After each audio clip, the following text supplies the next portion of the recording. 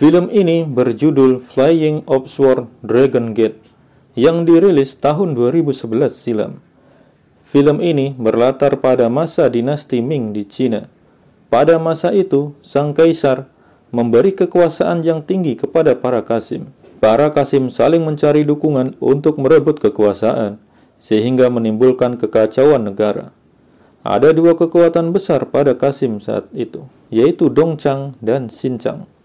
Kedua biro ini saling bersaing pengaruh dengan menempatkan agen-agen mereka pada tiap jabatan negara. Bagaimana kelanjutannya? Tonton video ini sampai selesai.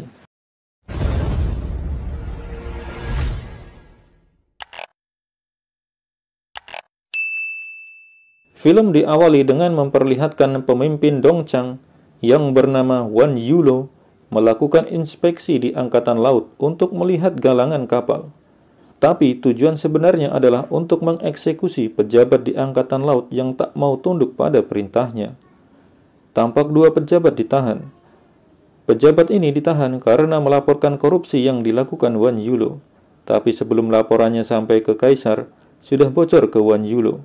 Ketika akan dieksekusi, tiba-tiba datang serangan. Salah satu penyerang menyerang Wan Yulo. Yang menyerang adalah Zhao An dan teman-temannya. Zhao An ini adalah buronan kerajaan. Mereka bertarung dengan sengit. Zhao An berhasil mengalahkan Wan Yulo dan menghabisinya. Keesokan harinya, di sebuah kuil, para petinggi Dongchang mengadakan rapat. Mereka membicarakan bagaimana membuat laporan ke kaisar setelah pemimpin mereka tewas. Tiba-tiba datang Kasim Yu Huatian dari Xinjiang. Sempat terjadi perselisihan antara Kasim Yu dan petinggi Dongchang. Kasim Yu mengatakan kasus yang tak terpecahkan oleh Dongchang akan diambil alih oleh Xinjiang. Kasim Yu kemudian menghadap Permaisuri. Kepada Permaisuri, dia melaporkan bahwa ada 4 orang wanita yang tidur dengan kaisar, dan keempatnya sudah hamil. Yang 3 orang sudah dihabisi, seorang lagi melarikan diri. Permaisuri tidak mengizinkan ada wanita lain yang mengandung anak kaisar. Yang melarikan diri adalah Dayang Su. Kasim Yu sudah mengirim orang untuk mengejarnya. Di sebuah sungai, orang-orang dari Xinjiang melakukan pemeriksaan kapal yang lewat untuk mencari Dayang Su. Dayang Su menyamar, dia naik salah satu kapal. Namun dia ketahuan oleh petugas dan dibawa menghadap komandan mereka. Dayang Su akan dieksekusi di tempat. Namun tiba-tiba datang seorang pendekar yang menyelamatkannya. Pendekar tersebut berhasil mengalahkan petugas dari Xinjiang. Kepada komandan Xinjiang, pendekar tersebut mengaku bernama Zhao An, namun sebenarnya dia bernama Yan Xiu. Kasim Yu dan pasukannya naik sebuah kapal untuk menuju lembah Red Rock. Ia menerima laporan bahwa Dayang Su diselamatkan oleh Zhao An. Kasim Yu memprediksi bahwa Dayang Su dan Zhao An akan melarikan diri ke utara menuju perbatasan. Dia memerintahkan anak buahnya untuk ke Longmen untuk menangkap mereka di sana. Zhao An menyerang kapal Kasim Yu. Kasim Yu dibantu oleh kapten kapalnya yang bernama Jin Liang. Dalam pertarungan ini, seorang teman Zhao An tewas. Zhao An melarikan diri. Kasim Yu sempat bingung, kenapa Zhao An menyerang kapalnya? Lalu siapa yang bersama dengan Dayang Su? Yan Xiu bersama dengan Dayang Su menuju ke perbatasan. Mereka melewati padang pasir yang luas. Mereka berhenti di satu-satunya penginapan yang ada di sana. Di penginapan tersebut, sang pemilik sebenarnya sudah tak mau menerima tamu lagi. Ia akan menutup penginapan, karena sebentar lagi badai hitam akan datang. Jika badai hitam datang, dapat dipastikan penginapan akan hancur. Ketika mereka memesan makanan, tiba-tiba datang orang-orang dari biro Xinjiang. Di dalam penginapan tersebut, sebelumnya sudah ada sekelompok bandit yang sedang minum-minum. Sempat terjadi ketegangan antara bandit-bandit ini dengan orang-orang dari Xinjiang, sampai diredakan oleh pemilik penginapan. Salah satu petugas Xinjiang pergi ke dapur. Ia meminta koki untuk memasukkan racun ke arak yang akan diberikan ke bandit. Yan Xiu dan Dayang Su mengawasi dari luar. Petugas tersebut curiga. Dia memeriksa keluar. Dia menemukan kantong parfum milik Dayang Su. Petugas tersebut kemudian melaporkan ke komandannya. Yan Xiu dan Dayang Su masuk ke ruang bawah tanah. Di tempat lain, Kasim Yu dan Jin Liang sedang menuju ke penginapan Longmen. Mereka beristirahat di salah satu barak militer yang ada di sana. Pada malam harinya, ketika sedang makan malam, salah satu orang sincang keracunan. Para bandit menertawakan mereka. Karena racun tersebut kena orang-orang sincang sendiri. Orang-orang sincang marah. Tiba-tiba datang dua orang pendekar. Dan salah satunya mirip dengan Kasim Yu. Hal ini membuat orang-orang sincang terkejut dan mereka tidak jadi bertarung. Wakil Kapten Sincang mengatakan akan menguji apakah dia pemimpin yang asli atau hanya mirip. Wakil Kapten mengajak kedua pendekar tersebut untuk makan bersama mereka. Di tempat lain, Zhao An menyusup masuk ke barak militer tempat Kasim Yu menginap. Namun dia ketahuan. Zhao An melarikan diri. Wakil Kapten mengirim salah satu anak buahnya untuk memastikan apakah Kasim Yu masih di barak militer. Utusan tersebut menyampaikan ke Kasim Yu kalau ada orang yang mirip dengannya. Kasim Yu akan memanfaatkan orang tersebut. Dia akan menyamar menjadi orang tersebut dan akan membasmi mereka semua. Untuk mengetahui mana yang asli atau palsu, Kasim Yu memberikan kode kepada anak buahnya. Kodenya adalah Longmen Vejia, asli berubah jadi palsu. Di penginapan Longmen, pemilik penginapan masuk ke ruang bawah tanah. Di sana juga ada dua pendekar yang baru datang tadi. Pendekar tersebut bernama Gu Shaotang, dan yang mirip dengan Kasim Yu ini bernama Feng Li Tiao. Selain mereka, ada juga San Xiaowen dan Hanggang Tonga. Mereka ini adalah bandit yang berselisih dengan orang-orang Sincang. Mereka ini ternyata sudah saling mengenal. Mereka merencanakan bagaimana caranya untuk mengambil emas di istana kuno yang ada di Longmen. Karena menurut sejarah, 300 tahun lalu, di daerah Longmen ada sebuah istana. Pasukan Mongol mengepung istana tersebut. Setelah terjadi pertempuran, hanya tersisa 100 prajurit. Mereka kemudian menyegel emas dalam istana tersebut. Datang badai pasir hitam dan mengubur seluruh istana. Badai pasir hitam datang setiap 60 tahun sekali. Ketika badai pasir hitam datang, maka istana tersebut akan terbuka kembali. Dan mereka akan masuk untuk mengambil emasnya. Mereka kemudian menyuruh Feng Li untuk menemui orang-orang dari Sincang. Karena mereka juga tahu kalau wajah Feng Li ini mirip dengan salah satu pimpinan mereka. Ketika bertemu dengan wakil kapten, Feng Li memarahi mereka karena dianggap tidak becus melaksanakan tugas. Ternyata orang-orang Sincang ini akan meracuni semua orang di penginapan saat badai pasir tiba. Ketika Feng Li pergi meninggalkan orang-orang Sincang, utusan yang dikirim wakil kapten datang. Tapi dia hanya diam saja. Di ruang bawah tanah, Gu Shaotang menanyakan ke pemilik penginapan apakah ada ruang bawah tanah yang lain. Tiba-tiba dia mendengar suara dari balik dinding. Mereka kemudian menjebol dinding tersebut. Ternyata di sebelah mereka adalah ruangan tempat Yan Xiu dan Dayang Su sembunyi. Mereka kemudian mengejar Yan Xiu. Di luar penginapan, Zhao An datang. Dia bertemu dengan Feng Li. Dia mengatakan ke Feng Li kalau penyamarannya sudah terbongkar. Di ruang bawah tanah, Gu Shaotang menyerang Yan Xiu.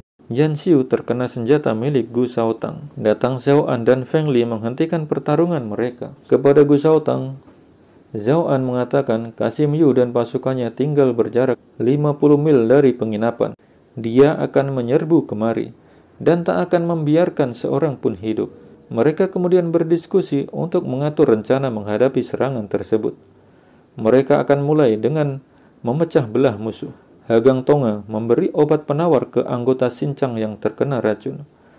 Tapi dengan syarat dia mau membantu untuk melepaskan kuda-kuda ketika badai datang. Zhao An merawat luka Yan Xiu. Ternyata Yan Xiu ini adalah pemilik penginapan Longmen 3 tahun lalu. Ia sempat akan menikah dengan Zhao An. Namun karena suatu hal, pernikahan tersebut batal. Kemudian Yan Xiu membakar penginapannya. Setelahnya, datang Gu Shaotang dan teman-temannya membangun penginapan tersebut kembali. Setelah sembuh, Yan Xiu pergi. Gu Shaotang mengajaknya untuk bergabung dengan mereka. Tapi dia tidak mau. Di barak militer, Kasim Yu dan pasukannya berangkat menuju penginapan Longmen.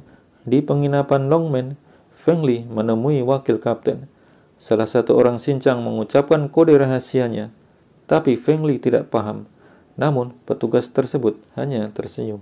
Feng Li mengatakan ke wakil kapten kalau penunjuk jalan mereka telah disuap dan sekarang sedang melepaskan kuda-kuda agar mereka tidak bisa pergi. Wakil kapten memerintahkan untuk mengecek hal tersebut. Di kandang kuda, penunjuk jalan tersebut sedang melepaskan kuda. Kemudian dia dibawa menghadap wakil kapten. Di hadapan wakil kapten, dia mengatakan ada seseorang yang memberinya obat penawar dengan syarat dia mau melepaskan kuda-kuda. Tiba-tiba muncul asap dan ada orang yang memberi laporan kalau orang-orang di lantai bawah sedang berkelahi. Mereka juga membakar penginapan. Wakil kapten memerintahkan mereka semua keluar penginapan dan bersiaga. Ketika orang-orang Xinjiang keluar penginapan, pemilik penginapan dan Feng Li masuk kamar mereka dan mengambil seragam serta perlengkapan milik orang-orang Xinjiang.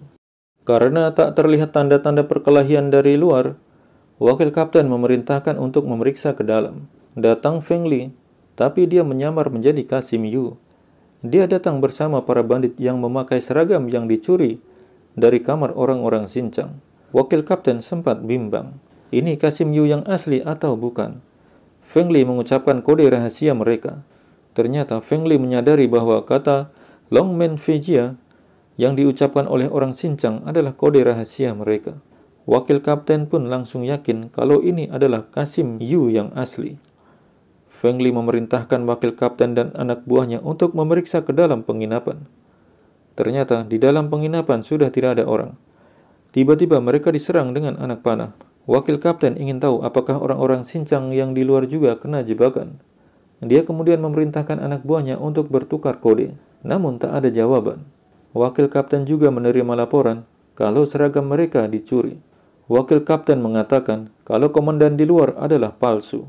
Di luar penginapan, Gu Shaotang melaporkan kalau Kasim Yu tinggal berjarak 1 mil lagi dari penginapan. Zhao An memerintahkan yang lainnya untuk sembunyi. Kasim Yu tiba di penginapan Longmen. Wakil kapten memerintahkan anak buahnya untuk keluar dan bersiap menyerang. Jin Liang mengucapkan kode rahasia mereka, tapi wakil kapten tak percaya lagi. Dia menyuruh anak buahnya menyerang. Orang-orang Xinjiang ini berperang dengan anggota mereka sendiri. Zhao An menyuruh Gu Shaotang dan Shen Xiaowen menyerang pasukan Xinjiang yang sibuk bertarung sendiri. Wakil kapten tewas di tangan Shen Xiaowen, sedangkan Ma Jin Liang tewas di tangan Zhao An. Yan Xiu datang dan membantu mereka, sedangkan Feng Li dan Dayang Su hanya melihat pertempuran mereka. Zhao An berhadapan dengan Kasim Yu. Badai pasir hitam tiba-tiba datang.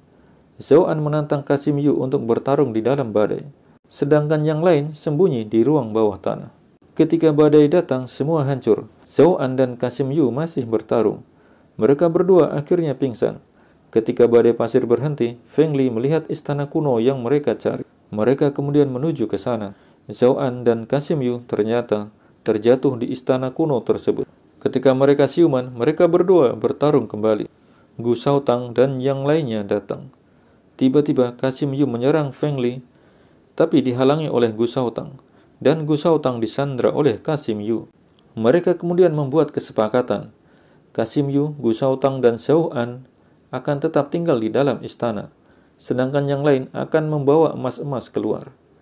Karena ternyata waktu mereka hanya 1 jam untuk mengambil emas-emas tersebut, karena 1 jam kemudian akan datang badai kedua yang mengubur istana kembali. Ketika sedang mengangkut peti emas keluar, tiba-tiba Dayang Su menyerang Yan Xiu hingga terluka. Ternyata Dayang Su ini adalah agen rahasia dari Xinjiang. Feng Li mengejarnya, tapi Dayang Su ini memasang banyak jebakan. Dayang Su kembali ke tempat Zhao An dan Kasim Yu. Dia mengatakan bahwa mereka saling bertarung untuk memperebutkan emas. Feng Li dan yang lainnya menaiki atap istana. Hagang Toga meniup terompet. Mendengar suara terompet tersebut, Gu Shaotang mengatakan itu sinyal bahaya. Tiba-tiba, Dayang Su menyerang Zhao An. Badai pasir kedua sudah dekat. Zhao An menyuruh Gu Shaotang untuk pergi duluan. Dayang Su mengejarnya. Mereka berdua bertarung. Zhao An berhadapan dengan Kasim Yu. Gu Shaotang dapat mengalahkan Dayang Su. Melihat Zhao An bertarung dengan Kasim Yu, Yan Xiu membantunya. Kasim Yu dapat dikalahkan. Zhao An pingsan. Istana kuno terkubur kembali. Ketika bangun dari pingsannya, Zhao An mencari Yan Xiu, tapi Yan Xiu sudah pergi.